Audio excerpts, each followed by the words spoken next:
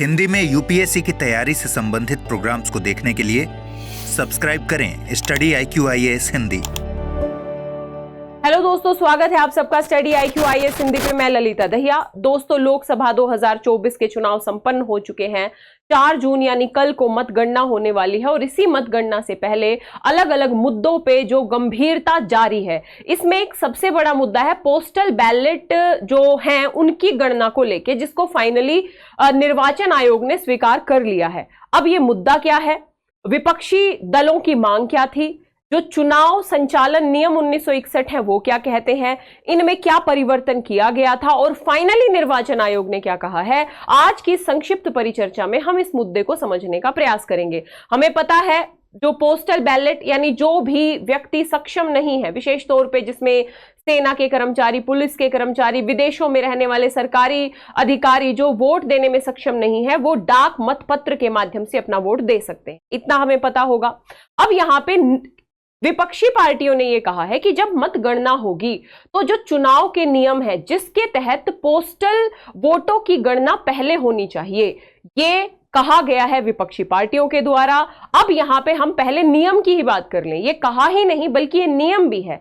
यदि हम चुनाव संचालन नियम 1961 के नियम 54A की बात करें तो ये 54A स्पष्ट तौर पे प्रावधान क्या करता है, ये कहता है कि शुरू में यानी जब मतगणना की शुरुआत होगी तो हमेशा डाक मतपत्रों की गणना पहले की जाएगी, उसके 30 मिनट बाद ईवीएम की गणना शुरू होगी और सबसे इंपॉर्टेंट बात है कि ईवीएम की गिनती पूरी होने से पहले सभी डाक मतपत्रों की गिनती कंप्लीट हो जानी चाहिए। यहां पे ये मुद्दा गंभीर क्यों है?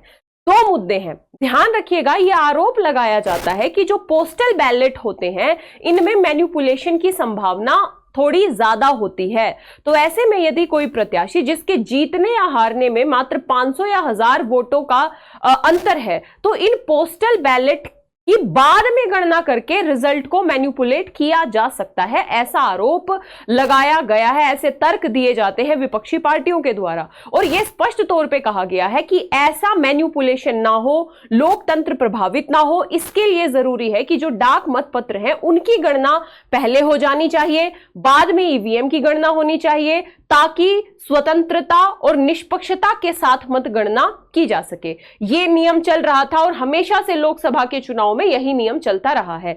लेकिन इस नियम में एक गाइडलाइन के द्वारा निर्वाचन आयोग ने बीच में कुछ परिवर्तन कर दिए थे और इस परिवर्तन के तहत यह कहा गया था कि ईवीएम की अंतिम गिनती से पहले जो पोस्टल बैलेट है उसकी गिनती खत्म करना अनिवार्य नहीं है।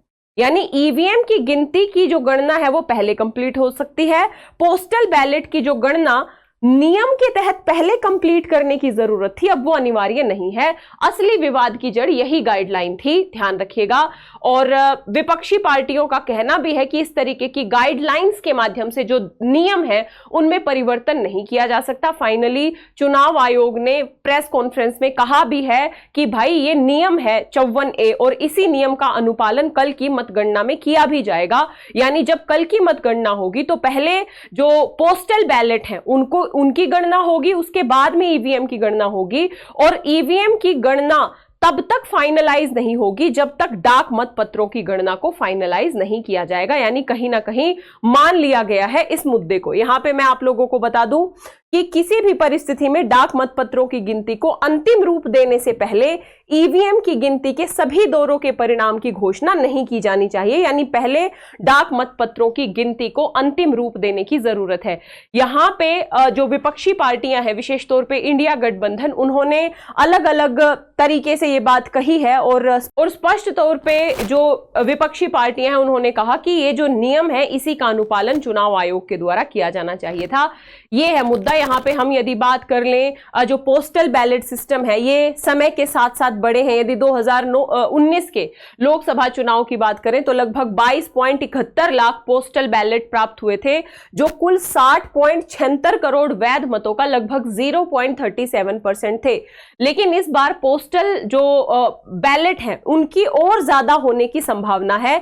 यहां पे जो विपक्षी पार्टियां हैं उन्होंने कही है कि ये पोस्टल बैलेट कई बार जीत और हार के के फर्क को डिसाइड कर देते हैं, काफी निर्णायक होते हैं। तो ऐसे में पोस्टल बैलेट को लेके जो रूल है, नियमावली है, उन्हीं का पालन होना चाहिए। अलग अलग गाइडलाइन समय के साथ नहीं बननी चाहिए। यहां पे बिहार का एग्जाम्पल इनके द्वारा दिया गया और यह कहा 2020 के चुनाव में राज्य के लिए जो जीत का अंतर था वो लगभग 12,700 वोटों का था, जबकि डाक मतपत्रों की संख्या 52,000 थी। यहां पे इन्होंने कहा कि बिहार में बहुत बड़ा हंगामा हुआ था क्योंकि यह पहला चुनाव था जहां पे डाक मतपत्रों की गिनती ईवीएम वोटों की गिनती के अंत में की गई थी, जबकि गिनती पहले होनी चाहिए।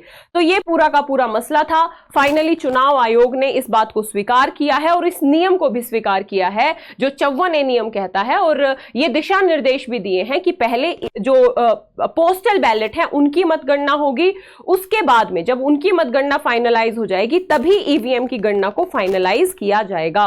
तो ये है पूरा का पूरा प्रावधान। नियम क्या कहते थे पोस्टल बैलेट को लेके और क्यों ये बेसिकली मुद्दा था, विपक्षी पार्टियों के लिए चिंता का विषय क्यों था, जो गाइडलाइंस बदले गए थे कि इनकी गणना अंत में भी हो सकती है, क्योंकि आरोप लगाया जाता था कि इस तरीके से यदि अंत में पोस्टल बैलेट की मतगणना की जाएगी तो इससे मैनिपुलेशन हो सकता है, इससे हेरफेर हो सकता है चुनाव परिणाम में।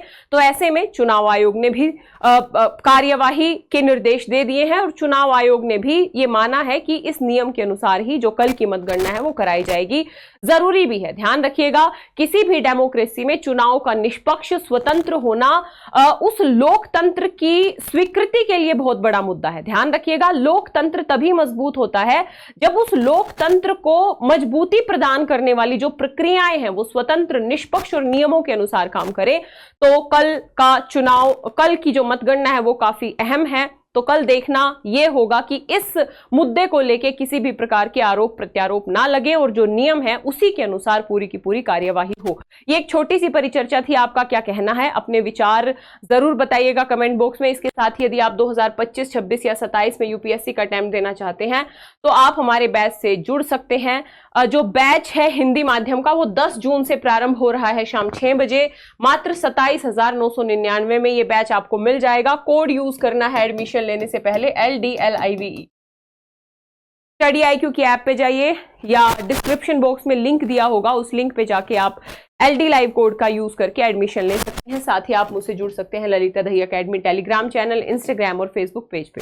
आशा करती हूँ ये परिचर्चा आपको समझ आई होगी। मिलेंगे अगली परिचर्चा में। Thank you so much. Hindi में यूपीएससी की तैयारी से संबंधित प्रोग्राम्स को देखने के लिए सब्सक्राइब करें स्टडी IQ IAS हिंदी।